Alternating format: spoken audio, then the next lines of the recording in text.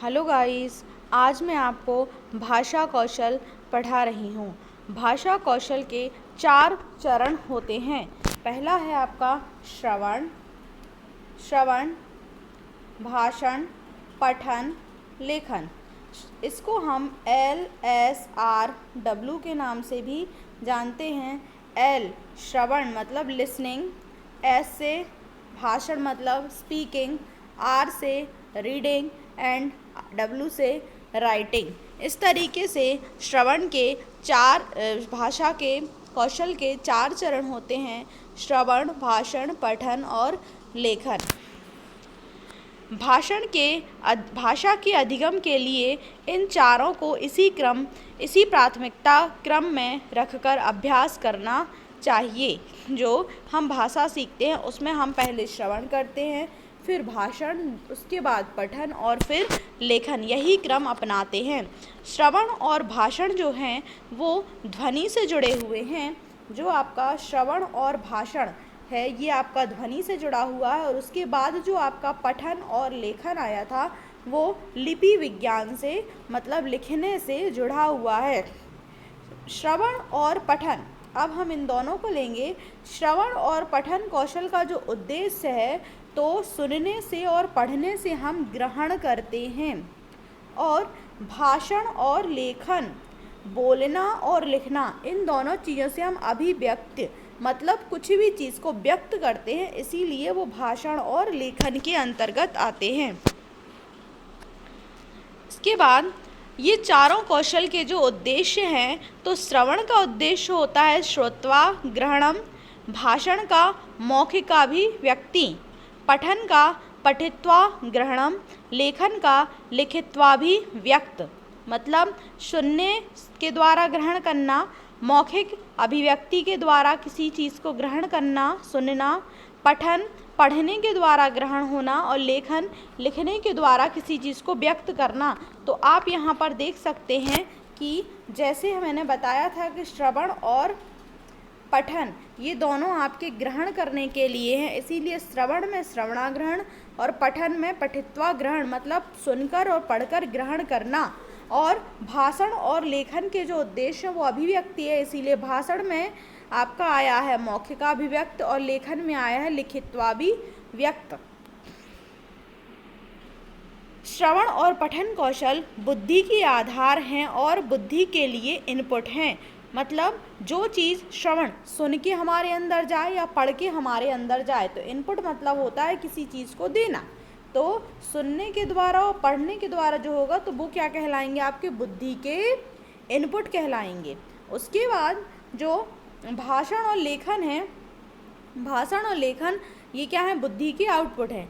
मतलब सुनकर और पढ़कर आपने जो अपने अंदर ग्रहण किया, इनपुट आया, उसको आप भाषण बोलकर और क्या लिखकर इसको आप आउटपुट में देंगे, मतलब प्रदान करेंगे। जैसे कि हम कभी कोई चीज़ को याद करते हैं तो हम पढ़कर उसको याद करते हैं, और पेपर में क्या करते हैं तो पढ़कर याद किया मतलब इनपुट ले लिया, और उसको हमने जाके क्या किया, परीक्षा में जब हम उसको लिखते हैं तो लेखन के द्वारा हमने क्या कर दिया, आउटपुट कर दिया।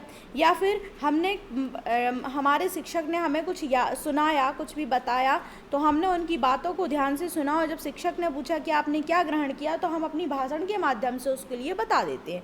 तो इस तरीके से श्रवण और पठन जो कौशल हैं वो बुद्धि के इनपुट हैं, और आपके भाषण और लेखन जो हैं वो आपके बुद्धि के आउटपुट हैं। उसके बाद भाषा शिक्षण में इन चारों कौशलों पर बल दिया जाता है।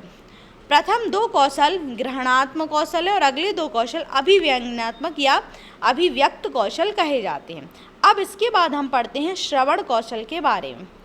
श्रवण कौशल के माध्यम से भाषा को ग्रहण किया जाता है। श्रवण इंद्रियां जो हमारी सुनने की जो इंद्रियां हैं उनमें यह मुख्य होती हैं, और इनके बिना हम सुन नहीं सकते हैं। इसीलिए कहा भी जाता है कि यदि कोई व्यक्ति जन्म से बहरा है तो वह बोल भी नहीं सकता है।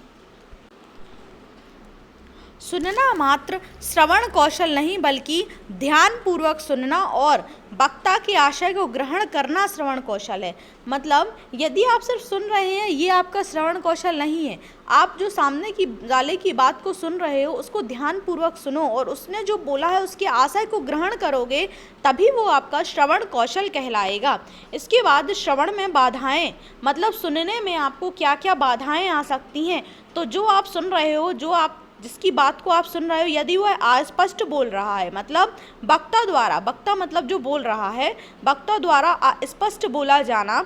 उसके बाद वक्ता द्वारा तीव्रता से शब्दों का उच्चारण, यदि वक्ता जो है वो आपका अस्पष्ट बोल रहा है, कुछ सही आपको समझ में नहीं आ रहा है, यदि वह बहुत जल्दी बोल रहा है, वक्ता बहुत तेज़ से बहुत धीमे बोल जाना, मतलब वो बहुत जल्दी भी बोल रहा है और उसकी जो बोलने की ध्वनि है वो स्लो है, बहुत धीमी है, तो आपको वो भी नहीं सुनाई देगा। वक्ता की भाषा में तुतलाना हो जाए। इसके बाद श्रोता का ध्यान सुनने के बजाय कहीं और होना। जैसे कि बच्चे, कई बार ऐसा होता है कि कक्षा में शिक्षक पढ़ा रहे हैं और बच्चे का ध्यान कहीं और हो जाता है, तो वही चीज़ आती है कि श्रोता का ध्यान जो है, सुनने वाले का ध्यान है, वो कहीं और हो जाए, बाकी वक्ता की बात पर ना रहे। या फिर श्रोता का बहरा होना या वातावरण में ज़्यादा कौतूहल होना, मतलब जहाँ पर आप उसकी बात को सुन रहे हो उस जगह पर बहुत ज़्यादा हल्ला होना, शोर शराबा होना, ये सारी चीज़ें आपके सुनने में बाधाएं उत्पन्न कर सकती है। उसके बाद आता है भाषा कौशल के विकास के तत्व। भाषा को हम किस तरीके से विकास कर सकते हैं। विषय रुचिकर होना चाहिए। वक्ता के प्रति श्रद्धा, मतलब जो बोल रहा है उसको आप सुनना चाहते हो, तभी आपको वो अच्छा लगेगा। या फिर आप जो उस विषय को सुन रहे हो उस विषय में आपकी रुचि हो। वक्ता के संप्रेषण की शैली, जो आपको अपनी बात, जिसकी बात आप सुन रहे हो वो अपनी बात किस शैली में बोल रहा है। उसके बाद नाटक, दूरदर्शन, चलचित्र, आकाशवाणी के माध्यम से संप्रेषण, ये सारे विकास के क्या होते हैं, आपके भाषा कौशल विकास के तत्व हैं। तो ये श्रवण कौशल के बाद अब आता है भाषण कौशल। अपने आशय स्पष्ट करने के लिए शब्दों का संगठित प्रयोग किया जाना भाषा कौशल है। जैसे हम किसी चीज़ को बोल रहे हैं तो हम किन शब्दों का प्रयोग कर रहे हैं, उन शब्दों का जो संगठित प्रयोग करेंगे तो वो एक भाषण कौशल के तहत आता है। भाषण कौशल के विकास के लिए वातावरण और परिवार ज़्यादा प्रभावकारी होता है कि आपके परिवार में, आपके आसपास के वातावरण में किस तरीके की भाषा बोली जाती है, उसी तरीके की भाषा को आप भी बोलेंगे। जैसे गांव में रहने वाले गांव की भाषा और शहर में रहने वाले शहर की भाषा का प्रयोग करते हैं। छात्रों को भाषा कौशल की शिक्षा प्रारंभ में ही देनी चाहिए। यदि प्राथमिक स्तर पर इनका उच्चारण सही नहीं होगा तो माध्यमिक स्तर पर उनके उच्चारण में सुधार कर पाना कठिन होगा। जैसे कई बार आपने देखा होगा, छोटे में हम बच्चे को लाड़ में कुछ भी सिखाते हैं, पानी को मम बोलना, ये सारी चीज़ें, और कई बार बच्चे उसको वैसे ही ग्रहण कर लेते हैं और आगे जाके उन्हें फिर दूसरी चीज़ सिखा पाना मुश्किल हो जाती है। इसीलिए प्राथमिक स्तर पर या छोटे से ही हमें बच्चे को सही उच्चारण, प्राथमिक स्तर से ही हमें बच्चे को सही उच्चारण करना सिखाना चाहिए, जिससे वह माध्यमिक स्तर पर भी उसको सही उच्चारित करे। नहीं तो माध्यमिक स्तर पर जब वो आएगा तो उसके उच्चारण को सुधार पाना कठिन हो जाएगा। क्यों? क्योंकि उसने अपने अंदर उसको पहले से ही ग्रहण कर लिया है। शब्दों का उच्चारण करना मात्र भाषा कौशल नहीं है, बल्कि उसका शुद्ध उच्चारण करना भाषा कौशल है। इसीलिए ही कहा गया है कि शब्दों को यदि आप उच्चारित करते हो तो उसको शुद्ध उच्चारित करो, ना कि किसी भी तरीके की भाषा का उच्चारण करना। जब आप शुद्ध उच्चारण करेंगे तभी वह आपकी भाषा कौशल कहलाएगी। भाषण कौशल के विकास के लिए वर्णों के उच्चारण स्थान ज्ञात होना अत्यंत आवश्यक है। कि जैसे कि का है तो वो कंठ से बोला है, कवर्ग के जितने भी टर्म्स हैं वो कंठ से बोले जाते हैं। उसके बाद चवर्ग वाला तालु से बोला जाता है। तो ये सारी चीज़ें आपको उच्चारण स्थान उसका सही तरीके से ज्ञात होना अत्यंत आवश्यक है। क्षेत्रीय प्रभाव के कारण से वर्णों में उच्चारण में भिन्नता आती है। जगह जगह के स्थान के कारण कई बार हम किसी चीज़ को कुछ और उच्चारित करते हैं तो उसको बोलते हैं क्षेत्रीय प्रभाव के कारण वर्णों के उच्चारण स्थान में भिन्नता आना। भाषा कौशल के विकास के तत्व। भाषण कौशल के विकास के लिए संभाषण पर बल देना चाहिए।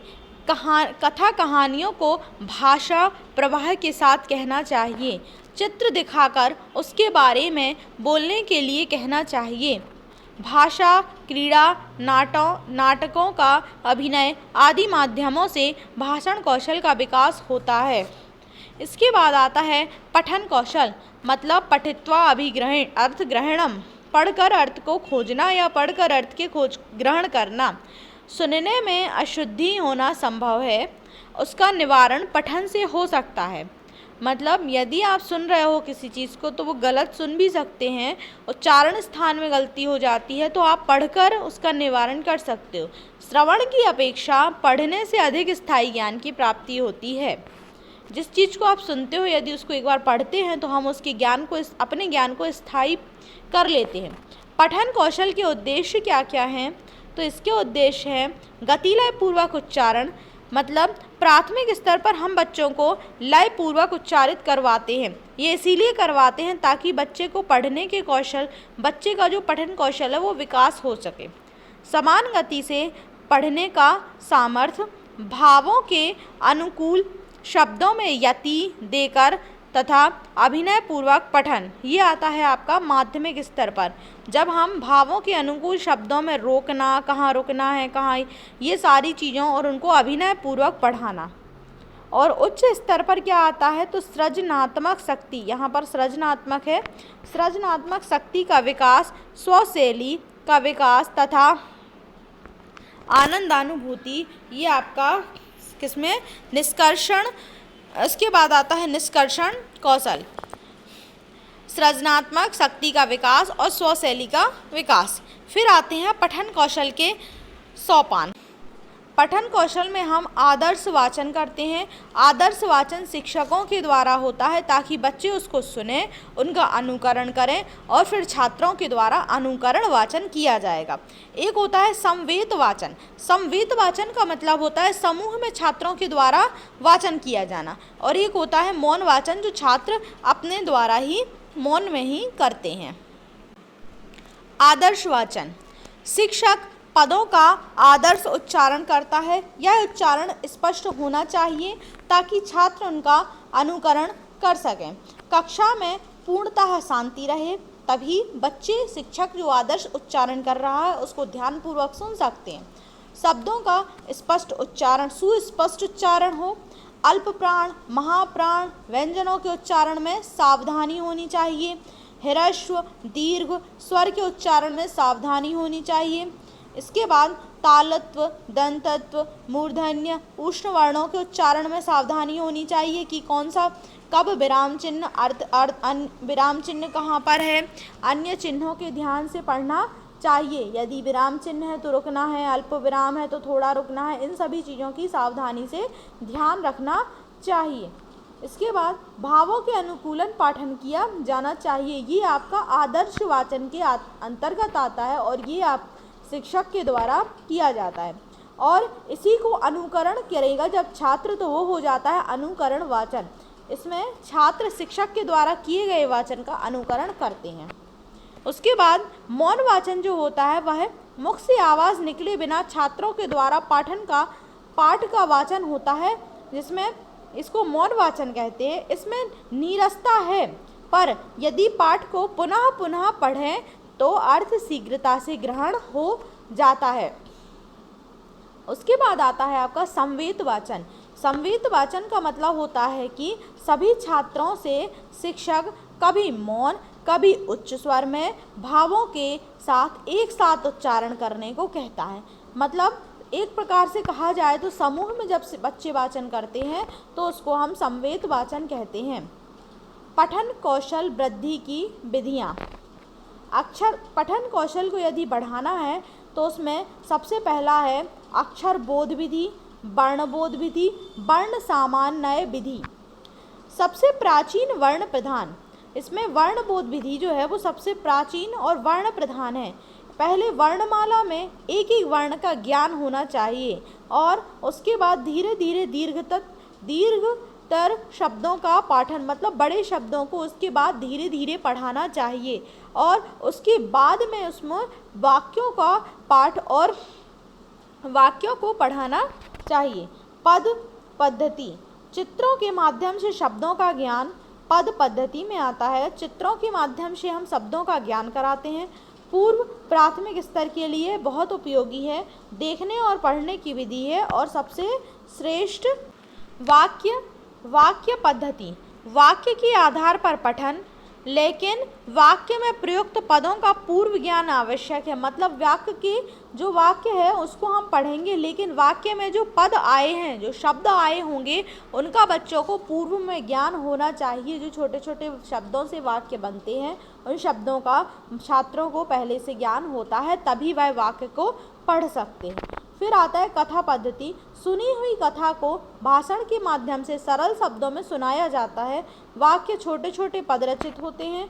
यहाँ शिक्षक कथा संबंधित चित्रों का प्रयोग भी कर सकता है। इसके बाद आखिरी आपका आता है लेखन कौशल। इसमें लिखिताभिव्यक्ता होता है, मतलब लिख के अपने आप को अभिव्यक्त करना। अब इसमें क्या है, तो भाषा लिपिबद्ध करना ही लेखन है। अपने जो आप सोच रहे हैं उसको भाषा के माध्यम से लिखेंगे और वो भी लिपिबद्ध करके लिखेंगे, तब वह लेखन में आएगा। भाषा के स्वरूप को स्थायित्व प्रदान किया जाता है। यहाँ वर्तनी का महत्व है। आप अशुद्ध नहीं लिख सकते हैं, जो आप लिखेंगे वो आप अशुद्ध होना चाहिए। इस तरीके से आप वर्तनी को भी महत्व दिया जाता है। उद्देश्य अक्षर, शब्द, वाक्य के स्वरूप का ज्ञान, भावों को लिपिबद्ध करके स्थायित्व प्रदान करना। मतलब हम जो सोच रहे हैं उसको लिख देंगे तो वह एक स्थायित्व प्रदान हो जाएगा उसको। पढ़े हुए विषय को लिखित रूप में अभिव्यक्त करना, वही चीज़ आ गई। हमने जो पढ़ा है पेपर में भी हम यही करते हैं, हम जो पढ़ के जाते हैं उसको लिखकर अपने अभिव्यक्ति करते हैं।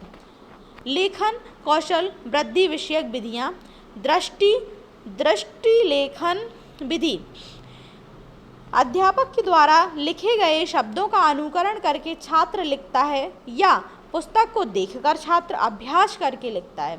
अशुद्धियाँ, इस विधि से जब अध्यापक के द्वारा लिखा हुआ देखकर लिखना या पुस्तक से देख के लिखेगा तो इससे क्या होगा, अशुद्धियाँ कम होती हैं। और इसके अलावा यदि वह बच्चा प्राथमिक स्तर पर है तो उसमें विराम चिन्ह का भी ज्ञान हो जाएगा कि कब उसको कौन सा चिन्ह लगाना है, पूर्ण विराम कहाँ लगाना है, अल्प विराम कहाँ लगाना है, ये सारे चिन्हों का भी उसको ज्ञान होता है। उसके बाद लेखन कौशल में एक आता है श्रुत लेखन। श्रुत लेखन एक प्रकार से ये है कि आप जैसे छोटे में अध्यापक बोलते थे और बच्चे उसको सुनकर लिखते थे, वही उसी तरीके से है कि अध्यापक के पदों या वाक्यों को सुनकर लिखना। लेकिन इसमें अध्यापक को मध्यम गति से वाचन करना चाहिए एवं वाक्य और पद जो है वो पाठ्य पुस्तक से ही होना चाहिए। क्यों, प्राथमिक स्तर का बच्चा है तो वो उसने जो पुस्तक में पढ़ा हुआ है उसको वो आसानी से लिख सकता है। तो यदि आप पाठ्य पुस्तक की ही सामग्री को बोल रहे हैं तो वह उसको आसानी से। अब इसमें विराम चिन्हों को नहीं बोला जाता है, बल्कि छात्र उन्हें समझने का प्रयत्न करते हैं कि हमें यहाँ पूर्ण विराम लगाना है या नहीं लगाना है, अल्प विराम लगाना है या नहीं। और उच्च प्राथमिक एवं माध्यमिक स्तर के लिए ये विधि सर्वश्रेष्ठ विधि है। उसके बाद एक और विधि होती है अक्षर स्वरूपानुकरण विधि, ट्रेसिंग मेथड। पूर्व प्राथमिक व प्राथमिक कक्षा के लिए अत्यंत उपयोगी है। वर्कबुक में छपे वर्णों को की बिंदुमाला पर पंक्तियों के द्वारा जुड़ाव करके वर्णों का लेखन, जैसे छोटी क्लासों में बच्चों के लिए इस तरीके से बिंदु बने रहते थे और बोला जाता था इनको मिलाओ, तो ये बन गया आपका। यदि ऐसे कुछ लिखा रहेगा कि ऐसे बिंदु बने रहेंगे, इनको मिलाओ, तो वो कुछ इस तरीके से मिलाते थे, तो ये भी बन गया। इस तरीके से ये क्या है, ये आपके अक्षर स्वरूपानुकरण पद्धति है, मतलब बिंदुमाला द्वारा पंक्तियों के जुड़ाव को और मिलाना, ये सब चीज़ें आती हैं। तो इस तरीके से ये आपका भाषा कौशल का पूरा विषय था। Thanks for watching.